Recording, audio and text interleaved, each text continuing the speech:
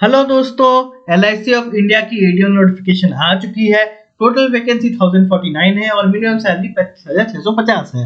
तो आज इस वीडियो में कवर करेंगे वैकेंसी कितनी है डिवीजन वाइज, वर्क प्रोफाइल क्या होता है एडीओ का, क्वालिफिकेशन क्या होगी, एज क्राइटेरिया क्या होगी, एज रिलैक्सेशन भी हम देखेंगे, एक्सपीरियंस चाहिए क्या इस जॉब को करने के लिए, प्रोबेशन है, बॉन्ड कितना देना पड़ेगा, सैलरी कितनी होगी और आफ्टर सिलेक्शन लोकेशन क्या मिलेगी जॉब की, एग्जाम पैटर्न और डेट्स क्या होंगे इंपॉर्टेंट रिमेंबर करने के लिए, अप्लाई कैसे करें और एग्जाम फीस कितनी होगी। तो अगर आपको ये इन्फॉर्मेशन जाननी है वीडियो अंत तक देखें, और आप इस चैनल पे नए हैं, आपको ये इन्फॉर्मेशन रेलेवेंट लग रही है, प्लीज सब्सक्राइब एंड कमेंट। तो सबसे पहले एलआईसी के बारे में कुछ चीज जान लेते हैं। एलआईसी ऑफ इंडिया 1 सितंबर 1956 को एस्टैब्लिश हुई थी life insurance of India act के अंदर, जिसके अंदर 245 insurance companies and provident societies मिलकर एलआईसी का फॉर्मेशन हुआ था।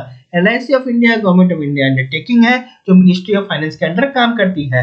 एलआईसी का मोटो है योगेशम वहायम, जिसका मतलब है your welfare is our responsibility, मतलब आप गड्ढे में जाओ हम पीछे खड़े हैं। इसका मतलब ये नहीं है, समझदारों के लिए इशारा काफी है। और श्री मंगलम रामासुब्रमण्यम कुमार, मिस्टर एम.आर. कुमार इसके चेयरमैन हैं, जो मार्च 2023 तक रहने वाले हैं। इनको एक एक्सटेंशन मिल चुका है, दूसरा मिलना मुश्किल है।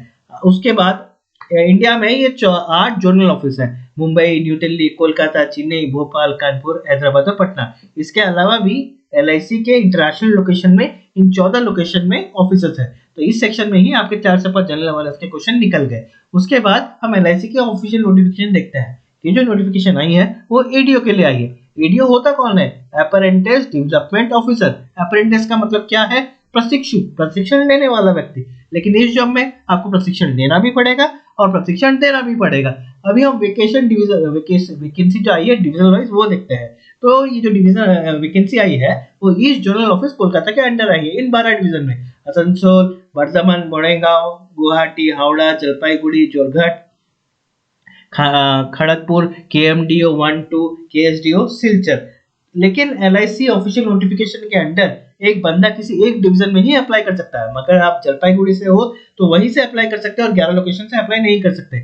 आप खड़गपुर से हो तो आईआईटी देख के आ जाना, वो बात अलग है, लेकिन आपकी 102 सीट्स पे ही आप अप्लाई कर सकते हो, बाकी 11 लोकेशन पे अप्लाई नहीं कर सकते। तो आपका जो कंपटीशन होगा वो 102 सीट पे ही होगा। अगर आप ये सोच के एग्जाम दे रहे हो कि मेरी तो 1000 प्लस वैकेंसी कहीं भी हो जाएगा, भाई ये सब दोगलापन है। आप बेटर है एग्जाम मत ही दो, क्योंकि आपकी जो कंपटीशन है वो डिविजनल वाइज है। डिविजनल वाइज सीट्स बहुत ही कम है एक्चुअली। इसके बाद हम आते हैं कि zonal east zone office Kolkata के अंडर कैटेगरी वाइज कितनी वैकेंसी है। General, ST, SC, scheduled tribe, OBC और इकोनॉमिकली वीकर सेक्शन में। जनरल में करंट वैकेंसी 440 निकली है, कोई बैकलॉग वैकेंसी नहीं है। शेड्यूल कास्ट में करंट वैकेंसी निकली है 123 और बैकलॉग है 102। शेड्यूल ट्राइब के लिए करंट वैकेंसी है 37 और बैकलॉग है 84। ओबीसी के लिए करंट है 114 मतलब 114 और बैकलॉग है 79।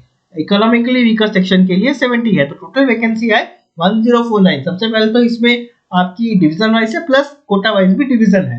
तो अभी हम जानते हैं एडीओ का काम क्या होता है।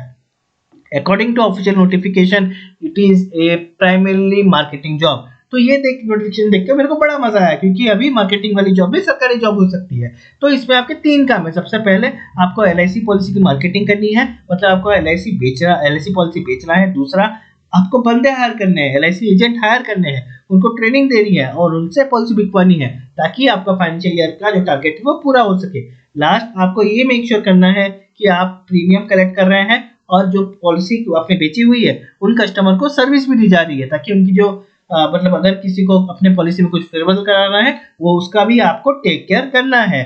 तो हम एजुकेशन क्वालिफिकेशन पे आते हैं। तो यहाँ पे 3 कैटेगरी है, LIC agent, LIC employ and other category. Other category का मतलब है आप एलआईसी के साथ किसी भी तरह से जुड़े हुए नहीं है। इसका मतलब ये नहीं है कि पॉलिसी होल्डर एग्जाम नहीं दे सकते, मतलब एज ए जॉब आप एलआईसी के साथ एसोसिएटेड नहीं है। एलआईसी एम्प्लॉय कैटेगरी जो है मतलब आप एलआईसी के परमानेंट एम्प्लॉय हैं, और एलआईसी एजेंट मतलब आपका जो आईआरडीए कोड है वो एलआईसी के साथ जुड़ा हुआ है। तो इन सबके लिए एक ही कॉमन इक्विपमेंट है, क्वालिफिकेशन है कि बैचलर डिग्री होनी चाहिए government of India recognized university से। इसके अलावा कोई अगर फाइनल ईयर स्टूडेंट है और उसका रिजल्ट 1 जनवरी 2023 से पहले निकल चुका है तो जी हाँ आप एलिजिबल है अप्लाई करने के लिए। लेकिन अगर आपका रिजल्ट नहीं निकला 1 जनवरी 2023 से पहले तो आप एलिजिबल नहीं है। अभी हम मैक्सिमम मिनिमम एज और रिलैक्सेशन पे आते हैं। तो मिनिमम एज जो है वो 21 साल है और मैक्सिमम एज जो है 30 साल है। लेकिन इसका मतलब ये है कि आपका जन्म 2 जनवरी 1993 के पहले नहीं होना चाहिए और 1 जनवरी 2002 के बाद नहीं होना चाहिए। लेकिन इसमें भी कुछ चीजें हैं, जैसे अदर कैटेगरी जो एलआईसी से रिलेटेड नहीं है, उसमें अगर आप ओबीसी मेंबर में आते हैं, नॉन क्रीमी लेयर, तो आपकी एज रिलैक्सेशन 33 हो जाती है। और अगर आप schedule caste, schedule tribe, other category में बिलोंग करते हैं जो एलआईसी के साथ एसोसिएटेड नहीं है, तो आपकी एज हो जाती है मैक्सिमम 35। अभी हम आते हैं एलआईसी एम्प्लॉय कैटेगरी पे। एलआईसी एम्प्लॉय जो एसटी, एससी, ओबीसी नहीं है, वो उसका भी 42 है। अगर आप ओबीसी है तो 45 हो जाता है और अगर आप एसटी, एससी है तो 47। अब एलआईसी एजेंट जो डीएसए है, लेकिन जो एलआईसी एजेंट या डीएसए मतलब डायरेक्ट सेल्स एजेंट जो ओबीसी कैटेगरी को बिलोंग करता है, उसकी एज 43 है मैक्सिमम। और एलआईसी एजेंट जो एसटी, एससी है, उसका 45 हो जाता है। तो इसमें जनरल नॉर्मल को भी, एलआईसी एजेंट को भी और एलआईसी एम्प्लॉय को भी अलग अलग एज रिलैक्सेशन दी गई है। अभी हम बॉन्ड या जॉब प्रोविजन पे आते हैं। तो अगर बॉन्ड के बारे में बात करें, जी हाँ, according to LIC India official notification bond है। तो 4 साल का मिनिमम सर्विस बॉन्ड है, जिसमें अमाउंट है 3 लाख। मतलब 4 साल के अंदर अगर आप जॉब छोड़ देते हो तो आपने डीड ऑफ इंडेमनिटी साइन की हुई है, तो आपको 3 लाख रुपए पे करने पड़ेंगे एलआईसी इंडिया को। प्रोबेशन पे अगर हम आते हैं तो जी हाँ, 1 से 2 साल का प्रोबेशन है। मतलब आपके जो मैनेजर होंगे, आपके जो रिपोर्टिंग होंगे, वो आपका काम देखेंगे, हिसाब से आपका 1 से 2 साल का प्रोबेशन पीरियड हो सकता है। इस प्रोबेशन पीरियड के अंदर आपको जो जो काम एडीओ बनने के बाद करना है, वो भी आपको करना पड़ता है थोड़ा थोड़ा, जिससे आपका परफॉर्मेंस अप्रेजल किया जाता है। अभी हम इस चीज को देखते हैं, क्या कोई एक्सपीरियंस रिक्वायरमेंट है इस जॉब को देने के लिए? तो जी हाँ, एक्सपीरियंस रिक्वायरमेंट मैंडेटरी नहीं है, पर प्रेफरेंशियल कोटा रखा गया है। मतलब अगर आपका एक्सपीरियंस है मिनिमम 2 साल का लाइफ इंश्योरेंस इंडस्ट्री में या मार्केटिंग ऑफ फाइनेंशियल प्रोडक्ट, तो आपको प्रेफरेंस दिया जाएगा। अगर आप एलआईसी एम्प्लॉय हैं तो आपको मिनिमम 3 साल आफ्टर कंफर्मेशन जॉब करनी है, तो ही आप एलआईसी एम्प्लॉय कैटेगरी में क्वालिफाई करते हैं। अगर आप एलआईसी एजेंट कैटेगरी में क्वालिफाई करते में डालना चाहते हैं, तो आफ्टर कंफर्मेशन 5 साल एलआईसी एजेंट आपको काम करना चाहिए। अगर आप डीएसए के अंडर आ रहे हैं तो मिनिमम 4 साल आपको डीएसए में काम करना है, अगर आप एलआईसी एजेंट कैटेगरी में आ रहे हैं। अगर हम सैलरी और लोकेशन पे आते हैं, तो ये जो आपकी 12 डिविजनल ऑफिस में रिक्वायरमेंट निकली है कोलकाता जोन के अंडर, उसमें 187 सैटेलाइट ब्रांचेस आते हैं। तो ये है 12 लोकेशन, तो इसके अंदर ही 12 जो डिविजनल ऑफिस, तो इसके अंदर ही 187 सैटेलाइट ब्रांचेस में आपकी पोस्टिंग होगी। सैटेलाइट ब्रांचेस के बारे में आपको और जानना है तो इससे पहले मैंने एक एडीओ का वीडियो भी बनाया हुआ है, एएओ का वीडियो बनाया हुआ है एलआईसी का, वो आप देख सकते हैं। अभी हम सैलरी पे आते हैं, तो मिनिमम सैलरी जो आपको अकाउंट में आएगी वो 35 से 40 के बीच आएगी।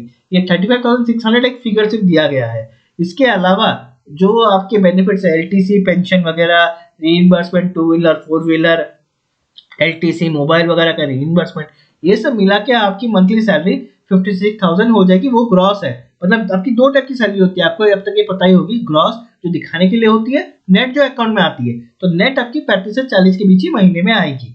तो इसके अलावा अगर हम देखते हैं कि एप्लीकेशन फीस कितनी होगी, तो एसटी, एससी कैंडिडेट के लिए अगर हम देखें तो 100 से 150 रुपए लगेंगे। 100 रुपए आपकी एग्जाम फीस है और उसके अलावा ट्रांजेक्शन और नोटिफिकेशन चार्ज, और जनरल के लिए आपके 800 रुपए लगेंगे। 750 रुपए प्लस आपके नोटिफिकेशन और इंटरनेट चार्जेस मिला के। तो एस टी एस सी के लिए 150 है और other than S T S C के लिए 800 रुपए है। और अप्लाई कैसे करें अगर आप देखें तो लिंक ओपन हो जाएगा 21 जनवरी से लेके 10 फरवरी तक। तो आप 21 जनवरी 9 बजे से लेके 10 फरवरी शाम 6 बजे तक अप्लाई कर सकते हैं और एलआईसी की वेबसाइट पे ही अप्लाई कर सकते हैं। अगर आपको कोई बोले एलआईसी ऑफिस में आके 100 रुपए में अप्लाई कर ले भाई, तो नहीं भाई, एलआईसी नोटिफिकेशन में ये साफ साफ लिखा गया है, इस बार जो अप्लाई होगी वो पूरी की पूरी ऑनलाइन होगी। ब्रांच से कोई भी या कोई भी लोकल ऑफिस या ऑफलाइन मोड है ही नहीं। तो एलआईसी की वेबसाइट पे जाके licindia.in में बॉटम क्या लिंक पे जाके कैरियर में क्लिक करके आप अप्लाई कर सकते हैं। तो दोस्तों, इस वीडियो में मैंने बॉन्ड के बारे में, मार्केटिंग जॉब है कि नहीं उसके बारे में, और एक्सपीरियंस रिकॉर्ड है कि नहीं, इन सब के बारे में एक्सप्लेन किया है।